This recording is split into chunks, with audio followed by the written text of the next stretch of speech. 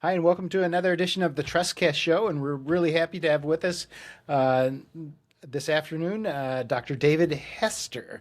Welcome, David. Appreciate it. Thanks for the invite. Glad to be here. So, today's guest is a cognitive neuropsychologist who supported 40,000 military families through crisis and now helps companies figure out why their employees aren't using the mental health benefits they're already paying for. His mission is to positively impact 1 billion lives. That's a pretty big number. And he's got the data to prove peer support is what's actually missing. So, David, what's the statistic or result that makes a CFO stop thinking of well being as a soft cost? Oh, you're talking about the ROI. So the ROI, Isn't that what? go Isn't ahead. that what you have to? I mean, when I looked at, so I did the initial research on this, and I'm going to go off a little bit.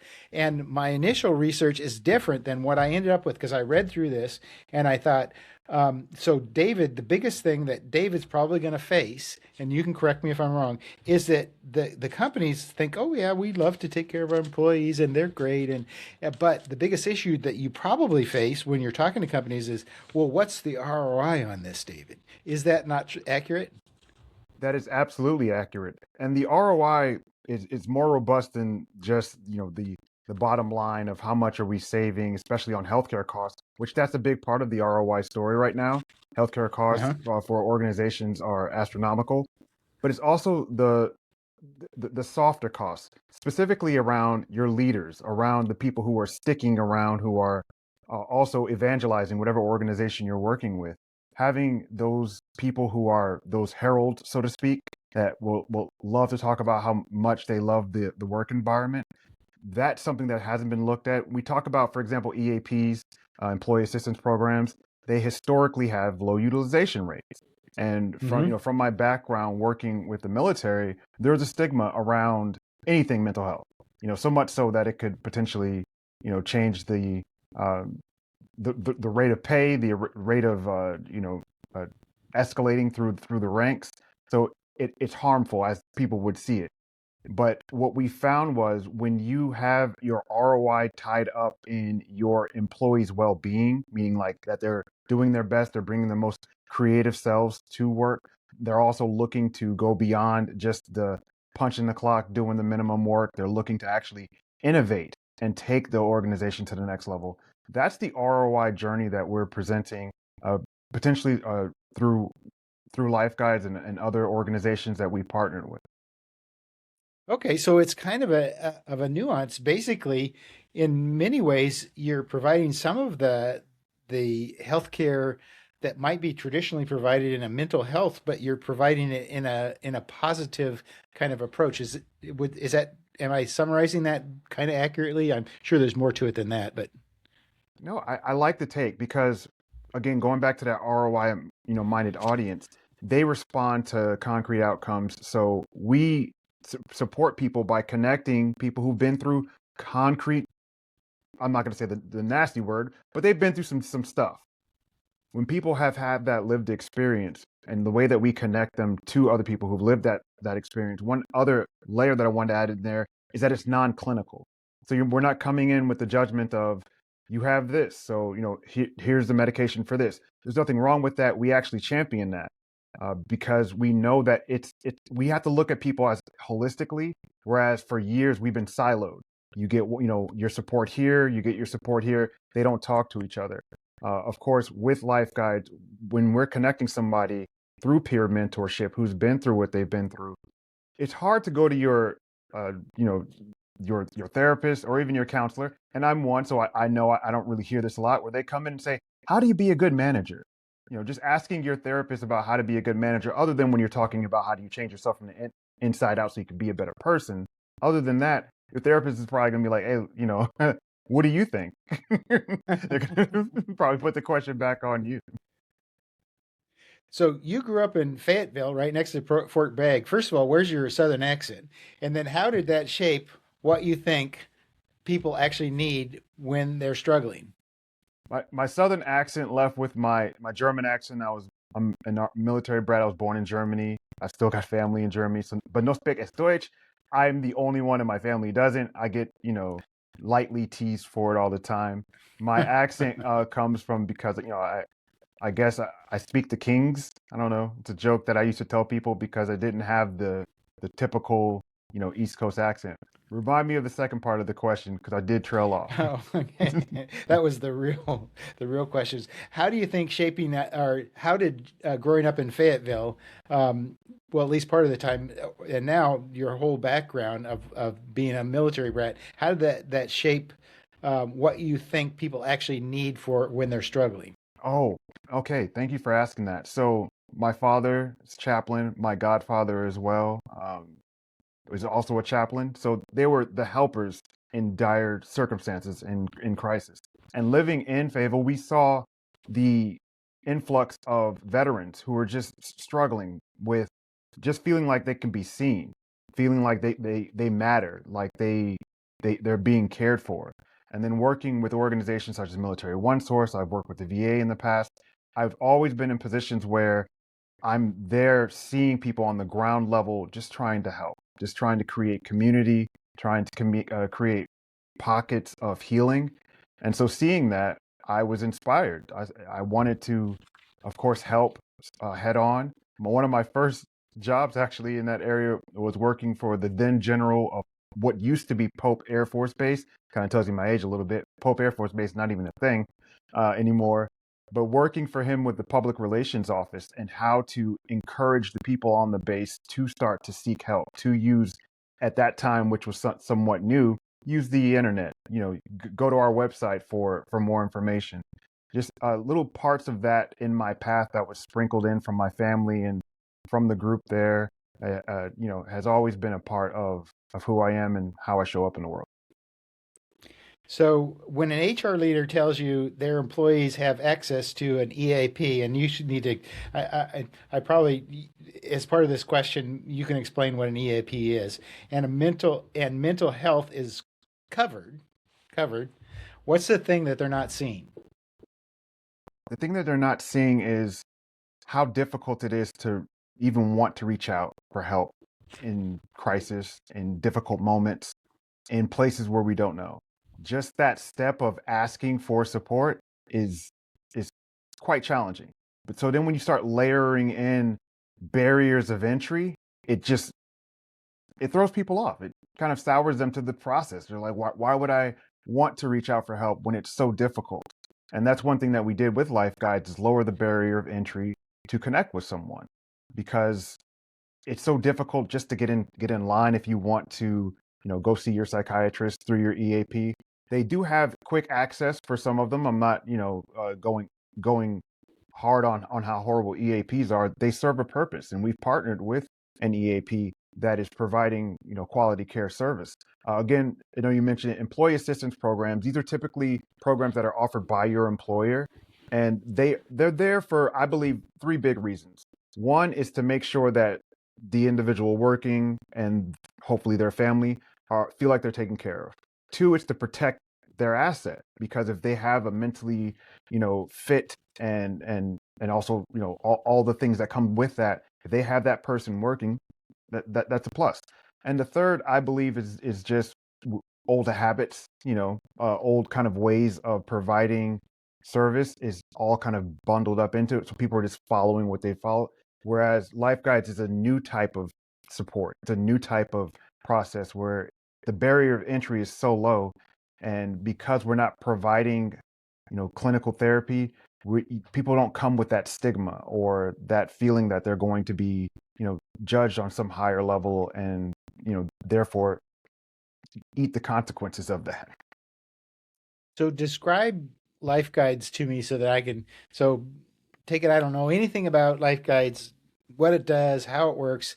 Describe it to me so that I can understand it. So LifeGuides is a peer-to-peer learning platform, and we also provide peer-to-peer mentorship. So the way I always like to explain is imagine you're an attorney and you've come up against, let's say, a leadership challenge that you just don't know how to answer, but you want to talk to someone who's been through what you've been through. Talking to someone else who doesn't lead a team, you're not going to get not only the answers, but you may not even get the support. And the way that this process and this service is delivered through video, similar through this, we also have texting available, and it's provided through their employer. So it's an employee benefit that is provided as a part of their package deal for the organizations that they're working with. So the easy I always say is peer-to-peer learning platform where people don't feel judged. Okay, now I need to dig into that. So when we talk about peer-to-peer, that means you've got, and I'll just go with this description. So you had a lawyer who's maybe running a firm, or maybe had one of the major partners or managing partner in the firm, and he doesn't want to talk to another lawyer. He wants to talk to a managing partner at a similar kind of firm. How do you set that up in this particular example? How do you set that up? So we have a pattern matching. So when people come in, they do an assessment. We also have our Wellbeing concierge, which can help people who have, let's say, a little more granular view of what they want. But we have that on our service. And then if we don't, we have an onboarding process where we can bring on people who have that experience in under 6 weeks. It's a pretty cool process that we have. And the reason why we have the pattern recognition, we have our underlying matching service, is so that people can see themselves in the people that are working with, or see that the person's been through what they've been through. Now, most people automatically are questioning, how do we assess that? How do we know if someone, is a leader or has gone through the challenges of divorce while being a leader? We have an assessment platform that we use. It's a proprietary mix of powerful questions, a little bit of AI, but of course, not too much. We try to keep human in the loop in everything that we do because it's important for human connection within our service. And we do that as far as assessing anyone who comes onto our platform. And the people who are on our platform, they want to give back. We pay them what is considered living wage, but of course, wages are in a difficult place right now. So that's around $24 an hour for their service, just to come in and support us. And we do that because really, and I don't know, maybe I'm peeking people behind the curtain, but our guides, the people who are actually providing the service, we feel like they're really our customers because we're providing an outlet for them to share their wisdom, to share what they've learned. And especially when you think about leaders, most practice owners or people who are leaders, they get into that role not because they were trained to manage people, but because they were hired or because maybe something, broke out of the way and they stepped into a role. And so what we can do at LifeGuides is we can help train those leaders by connecting them with leaders in small businesses as well as, larger organizations dealing with heavier logistics, and how it feels to actually be a people leader, and not a boss. So for most of those, like an executive to do that, the $24 an hour is more like a stipend that kind of just says, okay, we recognize you're contributing, and we obviously can't pay you the $500 an hour you actually make. Absolutely. But you're contributing to other people and mentoring them. So is that the kind of the pitch behind it? I feel like I'm answering my own question as I'm posing this. That is the pitch, but where we again sprinkle in is, like, for example, today one of the TED Talk leaders, or excuse me, not TED Talk leaders, but one of the nice ladies who recently did a TED Talk on leadership is doing a keynote within our guides community. So we have a community that is continuously just supporting learning. And so when they come in and they love to share, their experiences. We have authors, we have doctors, we have lawyers, but we also have frontline workers, who are working in warehouses. And so this mix of people, they come in and they learn together within we have a LMS, our learning system, so that we're continuously evolving with the world. For example, when there, catastrophe strikes, which happens a lot in this world, we like to respond by, supporting or providing our service, whether it be to the years ago, the Maui fires, at the start of the conflict in the Middle East, we, provided service there, the hurricanes and different storms, and people who have been through or who have had like total loss, they gravitate, especially the people who have successfully built after that, they gravitate to us because they want to help again. So I'm just bring that as an example to show we have a wide breadth of experience, lived experience, credentials. But of course, the people who are on the platform aren't providing their service, which I'm glad you did a really good job of kind of conceptualizing that. Like, yeah, we know we could pay you $500 an hour for what you're providing because of all your credentials, but this is getting access to someone who may not have had access to it before. Right. Well, I do know a lot of high-powered executives, and I will say honestly that a lot of them like the idea of mentorship and helping people coming up in an organization. So, I can see that. So when a CFO asks you, "What's the ROI on employee well-being?" What's the honest answer? I mean, what's the best answer that you can give to them? Best answer is around absenteeism. We are currently underway with a landmark study to show the reflections of improved well-being for using our service and how that actually equates into dollars. Again, I want to highlight the importance of retaining talent, keeping talent fresh. Now, how do you calculate that? We have formulas, but it depends on the level of the organization, what vector or market you're in. But we have our CS team actually, when we talk to these organizations or CFO, we like to curate and kind of bring a white glove approach to each of our clients so that they can see where they're getting the ROI. And I jokingly say, now, of course, CFOs don't get this joke, but I jokingly say that the ROI is that you're going to be doing better for your people. And that's more maybe the CHRO might enjoy that a little more, but yeah, the CFO might balk at that a little bit. That's a legitimate statement, but you're right. The CFO might balk at that, even though it's definitely legit. Mhm. So when a company tells you our employees aren't using the benefits we offer, what's actually going on there? So there's kind of a mixed bag that's going on there. Sometimes it's awareness. Sometimes it's over awareness. You're pumping it too much. You're pushing it out to the people, and they're tired of seeing the emails. But then what I also like to point out is the importance of having the leaders in the organization practice what they preach. And that's one thing we do with our service, which we've partnered with SHRM with. It's called the PMQ Plus Professional Mentorship. And the wonderful thing about it is we train the leaders on how to, build your ERG if you have that or that part of your organization, which is an employee resource group, or how to build your internal community so that people feel not only valued, but that these resources that they have available to them, they need to use them, they have access to them. Sometimes their families have access. So I equate it to those three things of awareness.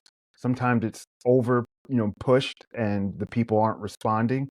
And the last part is just community.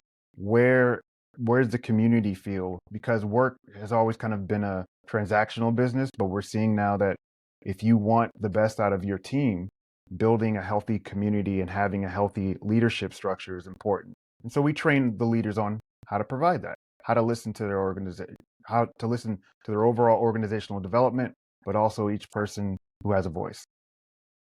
So how long have you been providing this service to companies?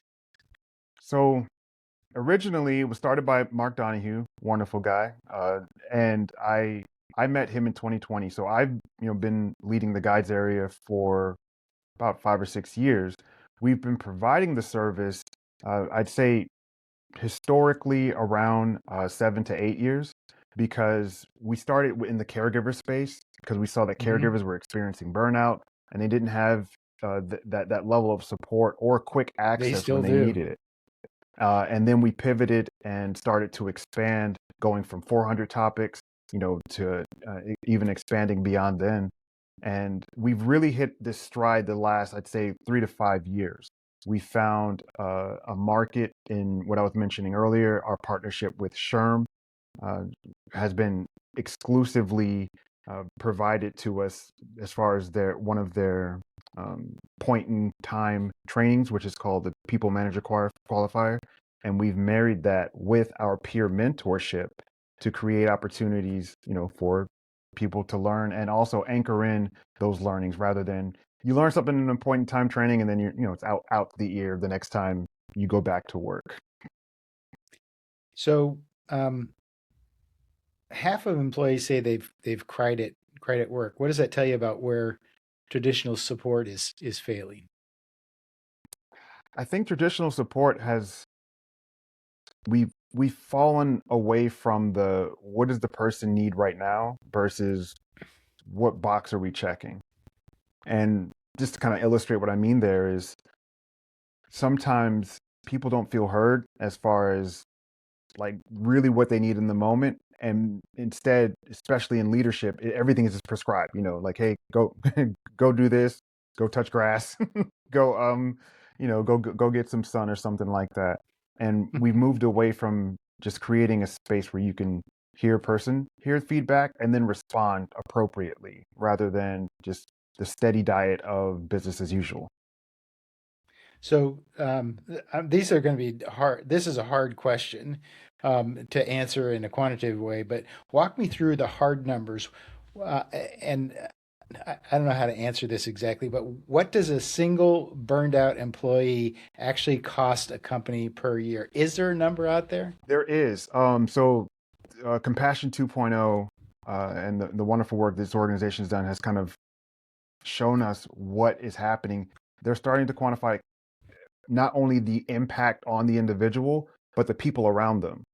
Because you look at it and you think, okay, one burned out person, you're going to deal with medical claims, potentially depending on how the circumstances are unrolled. There might be some legal claims associated with it.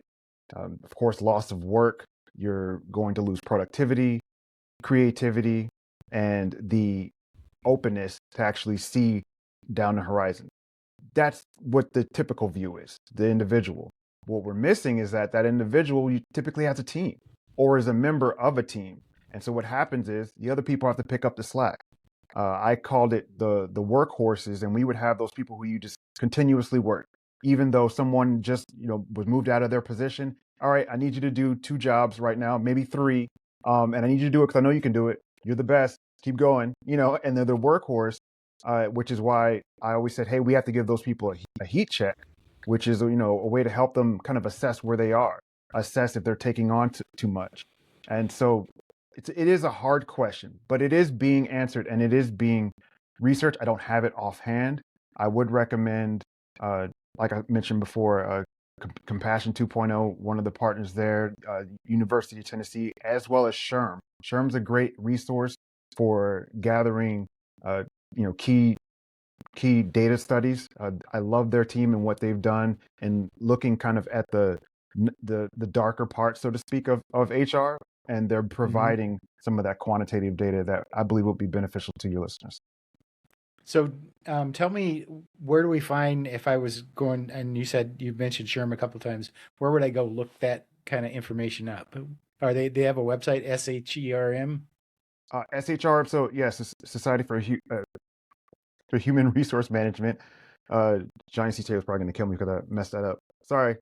But yes, I did provide a link to our landing page. So it'll be Okay. a partnership between LifeGuides as well as them. But yes, uh, check out SHRM. They're helpful in understanding HR and actually where we're going. They were helpful, at least for our organization, in making sure that any of our contracts was aligned with some of the new policies that had to be aligned for us to be support different organizations.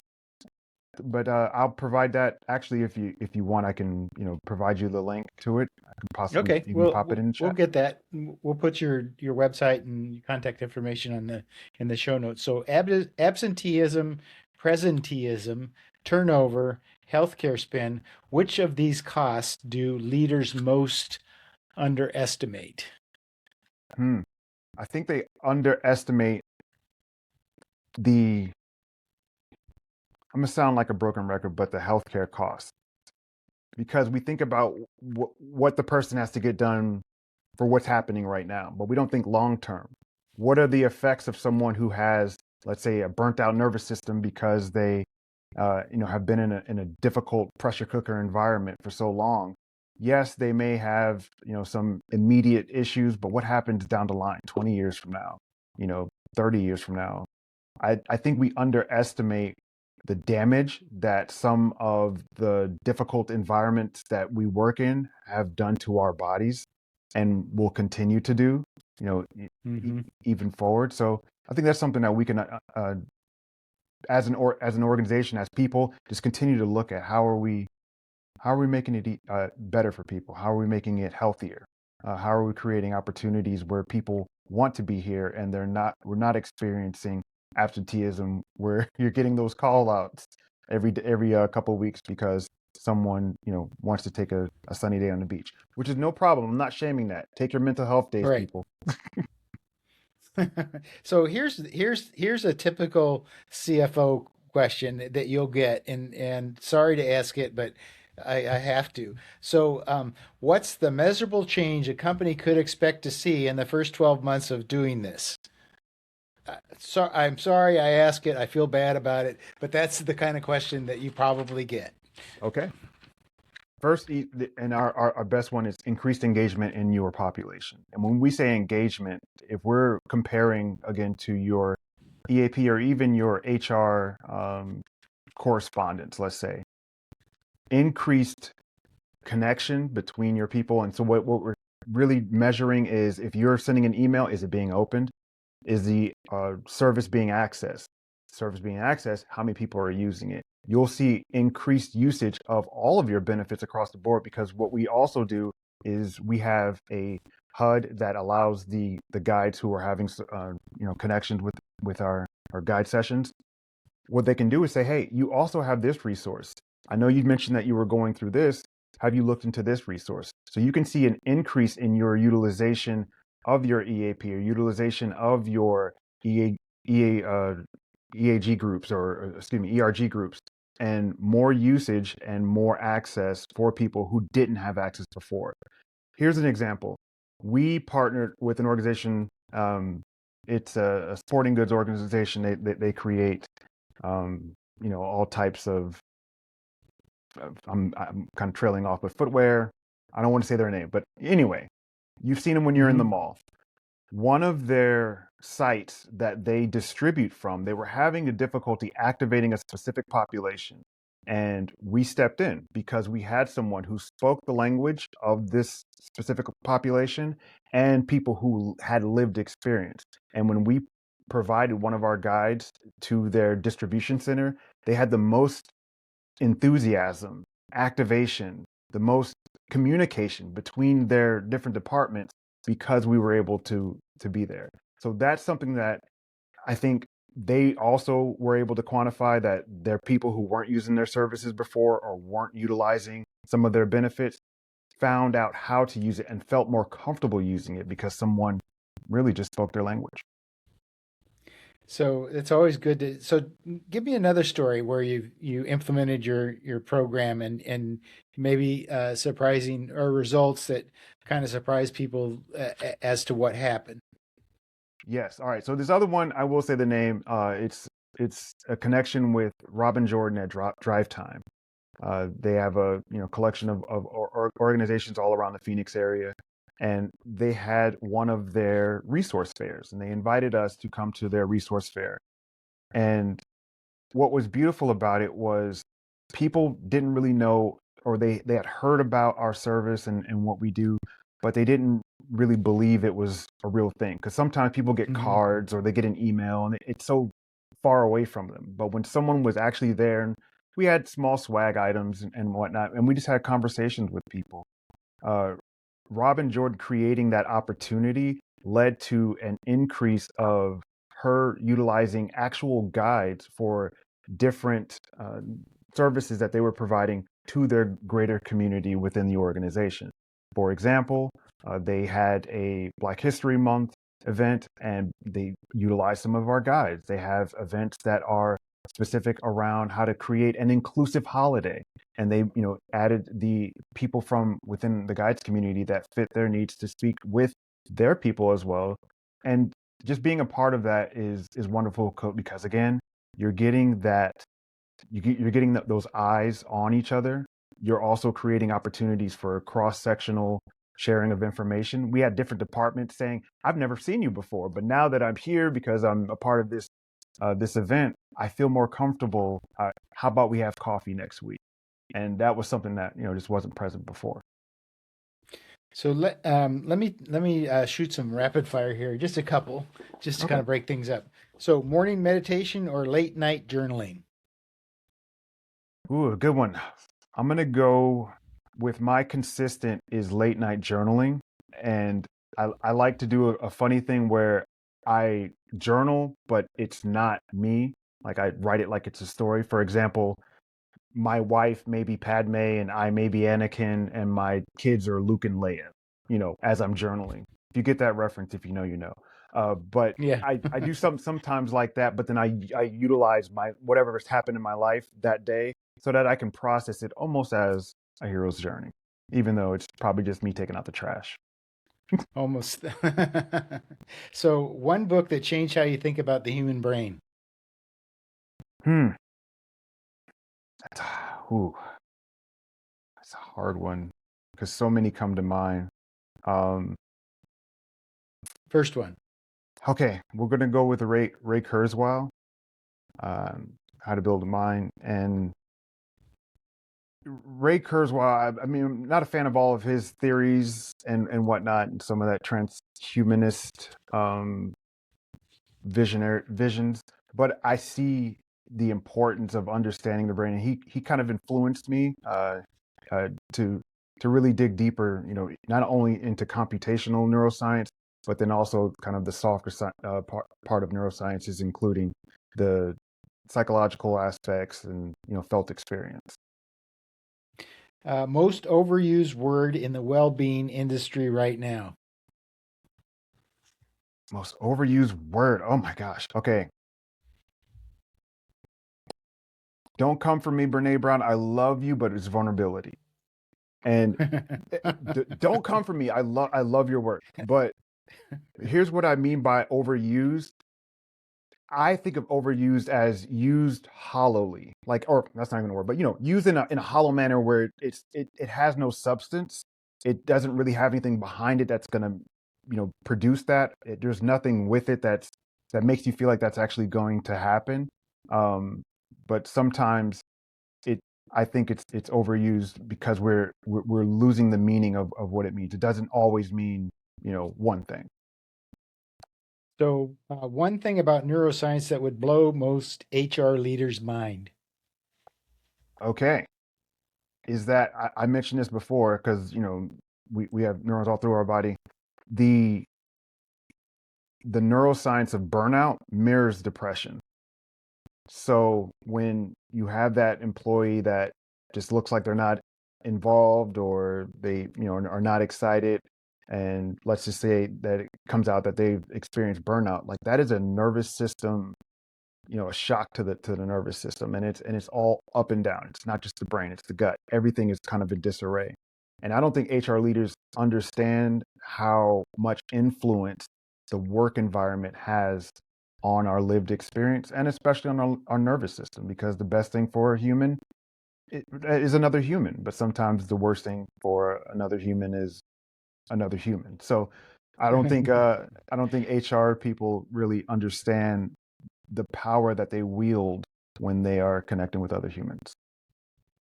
How do you decide when someone or if someone is qualified to be a guide? What does the vetting look like? The vetting process is, as I mentioned earlier, we have our internal rubrics. They go through a three-tier interview process.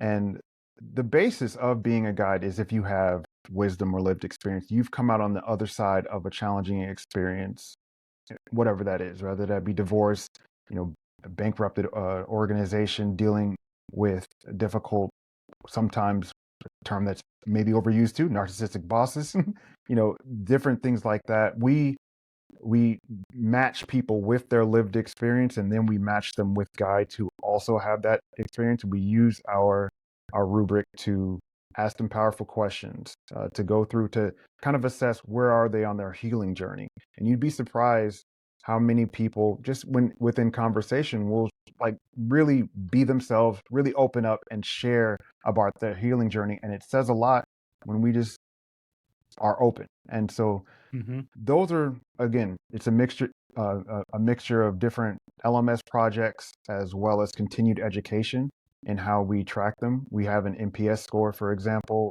even when they're onboarding, to make sure that they are completely aligned with our LifeGuides values and our clear values. I can get into that another time. I'd recommend you talk to our current CEO, Derek Luncheon. He has a clear view on our clear values. So this one is a tough one. Confidentiality is everything for Yep. something like this in my mind. What does a company's HR department actually see about their employees' sessions, and what do they not see? Okay, so let's start with what they see about an employee session. Nothing. Full stop. That's that's what I was kind of hoping you'd say that, because it's, to me it seems like that's going to determine whether the employee, because they don't want to go to mental health because there's a stigma, and there's a they just feel like this could actually thwart my ability to move up in this organization just because I sought help and I'm normal as everybody else, but I just needed help because my mom's got cancer or whatever, something. And so I was kind of hoping you'd say that, but Yes. And so on the other side, I do want to say what the organizations do get. One thing is they get an aggregate of the usage rate based on the population who has access to it, which gives them an understanding of how many people are engaged. That's kind of our promise to them. We'll provide them engagement. We do post call surveys. So again, this isn't about the session. This is just after the survey, and we track everything from, if you didn't use LifeGuides, for example, what would you have used? What other service would you have reached out to? What was your mood going in? What is your mood going out? So we can share the aggregate data, nothing personalized. We are HIPAA compliant. For example, we just left our HIPAA training corporate side just this last week, doing it every week, or excuse me, every year. And we pride ourselves with being 100% confidential, so people don't have to feel like, oh, my manager's going to learn that really I'm coming because, they come in and they say terrible jokes and then it makes me feel bad or something like that. When people feel that they have our trust, that is paramount to our connection and our relationship to our member base, as well as our guides too. So, give me a little bit of background here. So, you grew Good Intentions Counseling Services from 300K to 5 million in under 4 years. What did that company understand about employee needs that most employers don't? Oh my gosh, I'm glad you asked that. So shout out to the CEO of Good Intentions Counseling, Philip Carr. He showed me something that I didn't think we really needed to be concerned about, which was having a trauma-informed view or trauma-informed lens. And that's trauma-informed on the people working as well as the people you're working with. And for me, it was a little bit unusual. I was, when I first heard it, I was like, this is, shenanigans. What is trauma-informed? How do we do that? It sounds like we're just giving people reason to, wallow in sadness or something like that. And I was completely wrong. What he was focused on is just acknowledging how much people have had to go through to get to the point that they are, and that they're bringing all of them when they come to a certain point. How do we acknowledge that, but still reach them and help them meet their needs? And what Good Intentions was able to do was help meet the needs of the community in Seattle, not only for the people who didn't have access to clinical services, but the people who just didn't feel like there was a reflection of their culture or their community in clinical services. And he was able to help build that with focusing on his team's well-being as well as the leadership's well-being, because he knew the importance of, if your leader is healthy, you've got a healthy team. If you're building healthy teams, you need a healthy leader. It's a cycle, but it works together. And sometimes, as I mentioned earlier, people fall into leadership positions, but may not necessarily know how or have the experience or even training on how to be a good leader. So I want to make sure I get in this part. So if somebody wants to get in touch with you, they think that this is great. They have an organization and they think that this would fit well with them. What's the best way to do that? Oh, well, Sure, they can contact me. Dave at LifeGuides is my email. You can go to lifeguides.com. You can always leave a message with our well-being concierge. They will, get back to you if you have any requests. That'll be my two requests. Yeah, just drop me an email. I'm always open for a good conversation, just like I'm having now. Appreciate you saying. And if you have more detailed questions, contact the concierge. So, how do you guys market your organization? How do people find out about Life Guides? Other companies, or what do you do to get the story out there? Yeah, I'm gonna call us out for a moment in a nice way. We've been historically terrible at that because and it's also because of how we see Life Guides growth within organizations. It's through word of mouth. The business partners we have, everyone who's kind of come along within our group has been mostly through word of mouth. And it's between organizations. We also have an annual retreat that we're coming into our fourth year in 2027. That's been a great help for us as far as not only marketing, but getting people into the room who are leaders in the HR field, talking about the future of work, but talking about how do we build and also adjust to what's coming, on whatever the next year's front is. And so we haven't had that large, I guess you could say, space of marketing. We haven't really had a large run there. I know we have a few podcasts. Derek hosts one, Rebels with a Heart. It's a great opportunity if you, again, not to plug him again, but if you ever wanted to connect with him. But just direct marketing, not a big thing. It's been word of mouth. Okay. So, David, thanks for coming on. I really appreciate it. It was an interesting show. So